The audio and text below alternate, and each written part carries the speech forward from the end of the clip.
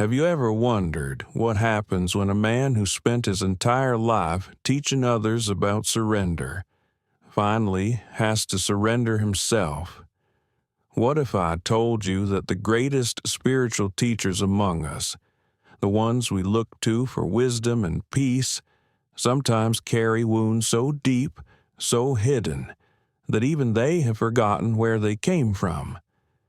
And what if one small letter, written decades ago and lost to time, could unlock everything? This is a fictional story inspired by the public image and life of Father Richard Rohr, a Franciscan friar known worldwide for his teachings on contemplative spirituality. The events you're about to hear never happened, but they carry truths that I believe will stay with you long after this story ends. Stay with me, because by the end, you may see not only Father Richard differently, but perhaps yourself as well. It was a cold morning in Albuquerque when the letter arrived. Father Richard Rohr, now 81 years old, sat in his small office at the Center for Action and Contemplation. The room was modest, a wooden desk, shelves heavy with books, and a window that let in the pale winter light of the New Mexico desert. His hands, weathered by time, held the envelope carefully. The return address was unfamiliar, a nursing home in Kansas, a town he hadn't thought about in over 50 years. Inside was a single sheet of paper, and clipped to it, another letter, yellowed, fragile, the ink faded but still readable. The note from the nursing home was brief. Dear Father Rohr, we are reaching out on behalf of a resident named Thomas Brennan. Mr. Brennan is 93 years old and in hospice care. He asked us to send you this letter, which he's kept since 1971. He says you will understand. Richard unfolded the old letter slowly, and as he read the first line, something inside him went very still. Dear Richard, I don't know if you'll ever read this, but I need you to know that I never blamed you for leaving. I blame myself for not being strong enough to follow. The signature at the bottom, Tommy. Now, let me pause here, because I want you to understand something. We often imagine that priests and nuns live in a kind of spiritual perfection, that their faith shields them from the ordinary struggles of memory, regret, and unfinished business. But that is not how the human heart works. Even a man who has written dozens of books on forgiveness can carry an unforgiven wound. Even a teacher of letting go can hold on to something so tightly that he doesn't even realize he's still gripping it. Have you ever had someone from your past, someone you loved, someone you lost, suddenly reappear in your memory? A name, a face, a voice you thought you'd forgotten? What did it feel like? Hold that feeling, because that is exactly what Richard felt in that moment. Thomas Brennan had been Richard's closest friend in the seminary back in 1967. They were young men then, barely 24, full of fire and questions. The Catholic Church was changing. Vatican II had opened windows that had been sealed for centuries, and fresh air was rushing in. Some embraced it. Others feared it. Richard and Tommy were among those who embraced it. They talked late into the night about what the church could become. A place of mercy, not judgment. A home for the broken, not just the righteous. A living, breathing movement of love. But there was something else between them, a bond that went deeper than friendship. Not romantic, nothing like that, but something perhaps even more powerful. They were each other's witnesses. In a world where young seminarians were taught to suppress doubt, to hide weakness, to project certainty at all costs, Richard and Tommy had made a secret pact. They would be honest with each other, completely, no masks, and for 3 years they kept that pact, until the night Richard told Tommy he was leaving. You see, in 1970, Richard had been offered a position in Cincinnati, a chance to start something new, to build a community rooted in Franciscan spirituality and social justice. It was everything he had dreamed of. But Tommy was struggling. His faith had begun to crack, not loudly, not dramatically, but quietly, like a foundation settling in ways no one could see. He had confided in Richard that he wasn't sure he could go on, that the priesthood felt like a suit that no longer fit. And Richard, young, ambitious, burning with purpose, had made a choice. He told Tommy about the opportunity in Cincinnati. He told him it was too important to pass up. He told him that God was calling him forward. What he did not say, what he could not bring himself to say, was, "Come with me." He did not say, "I see that you're drowning and I will not leave you behind." He did not say, "Your soul matters more to me than any mission." Instead, he said goodbye. He packed his bags and he left. Tommy stayed behind. He tried to continue for another year, but eventually he left the priesthood quietly, without ceremony. He moved back to Kansas, married, raised children, and never contacted Richard again. Until now. I want to ask you something. Have you ever made a choice that seemed right at the time, even noble, only to realize years later that you left someone behind? Maybe it was a sibling you didn't call, a friend you didn't visit, a parent you didn't forgive until it was too late. We tell ourselves that we had no choice, that circumstances demanded it, that God had other plans. But in the quiet moments, in the hours before sleep, in the silence of an empty room, the question returns. Could I have done more? This is the question that Richard Rohr had buried for 50 years, and now, holding that fragile letter in his hands, he could no longer look away. 3 days later, Richard boarded a plane to Kansas. He told his colleagues he needed a few days of rest. He didn't tell them where he was going or why. This was not a journey for the public. This was not material for a book or a podcast. This was between him and Tommy. And God, if God was still listening. The nursing home was a single-story building on the edge of a small town, the kind of place that time seems to forget. The walls were beige. The hallways smelled of antiseptic and something faintly sweet, like artificial flowers. A nurse led him to room 14, and there, in a bed by the window, lay Thomas Brennan. He was thin now, so thin that the blanket barely rose over his frame. His hair was white and sparse. His eyes, once bright with argument and laughter, were clouded with age. But when he saw Richard standing in the doorway, something flickered. Recognition. And then tears. "You came," Tommy whispered. Richard crossed the room slowly. He pulled a chair to the bedside and sat down, close enough to take Tommy's hand. "I came," he said. For a long moment, neither of them spoke. The only sound was the soft hum of medical equipment and the distant murmur of voices in the hallway. Then Tommy said, "I didn't think you'd remember me." Richard shook his head. "I never forgot you, not for a single day." "Then why?" Tommy's voice broke.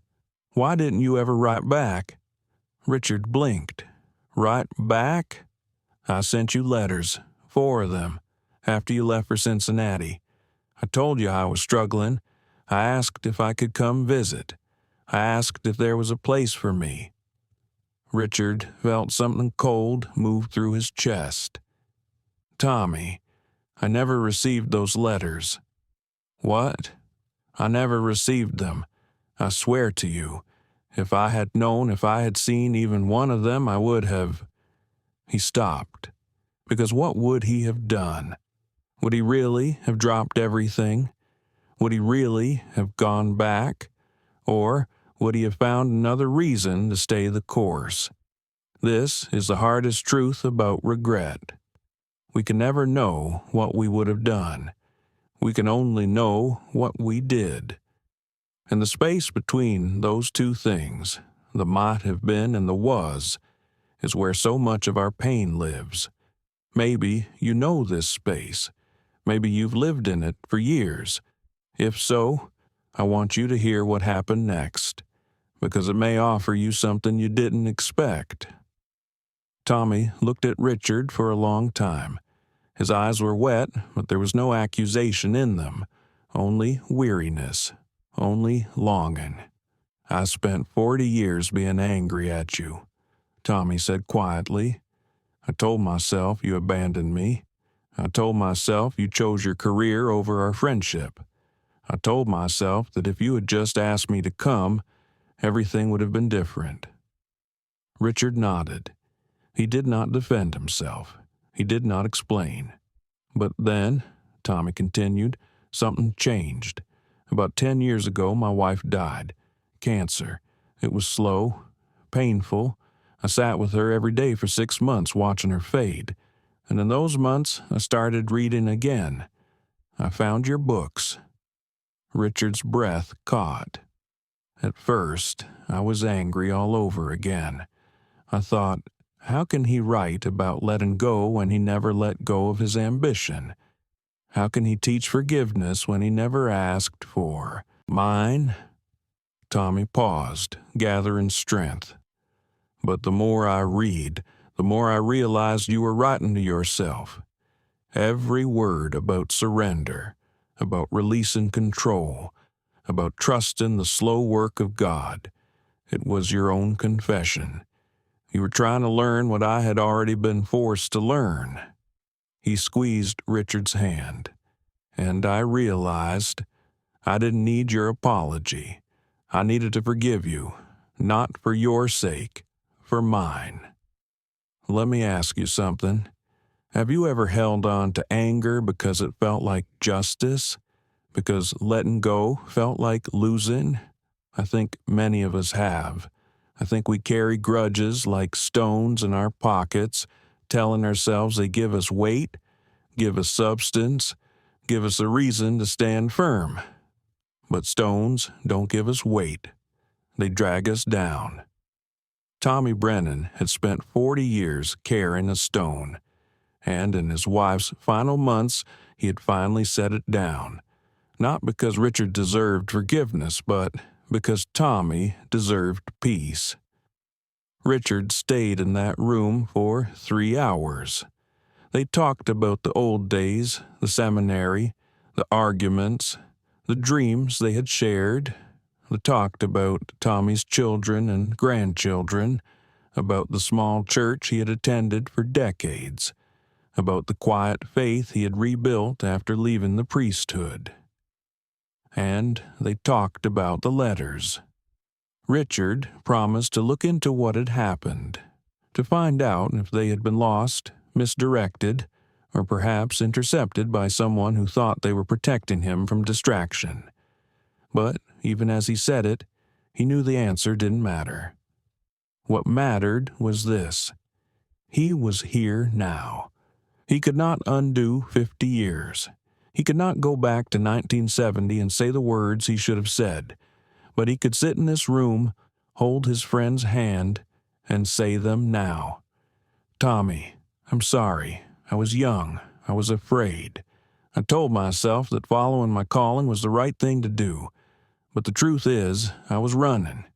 I was running from your pain because I didn't know how to carry it. And I have regretted it every day since." Tommy smiled, a faint, trembling smile. "I know," he said. "I always knew." The next morning, Richard returned to the nursing home early. He brought coffee and a small bag of pastries from a bakery in town. But when he reached room 14, the door was open and the bed was empty. A nurse approached him gently. "Father Rohr, Mr. Brennan passed away about an hour ago, peacefully in his sleep." Richard stood very still. The nurse continued, "He left something for you. He asked us to give it to you if he didn't get the chance himself." She handed him a small envelope. Inside was a single photograph, black and white, creased with age. 2 young men in seminary robes standing side by side, grinning at the camera.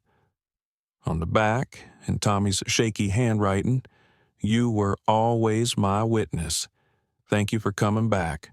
Now go. Finish the work. I'll see you on the other side. I want to tell you something about grief. Grief is not the absence of love. Grief is love with nowhere to go. And sometimes the most sacred thing we can do with grief is let it teach us." Richard Rohr flew back to Albuquerque that afternoon. He did not speak to anyone about what had happened.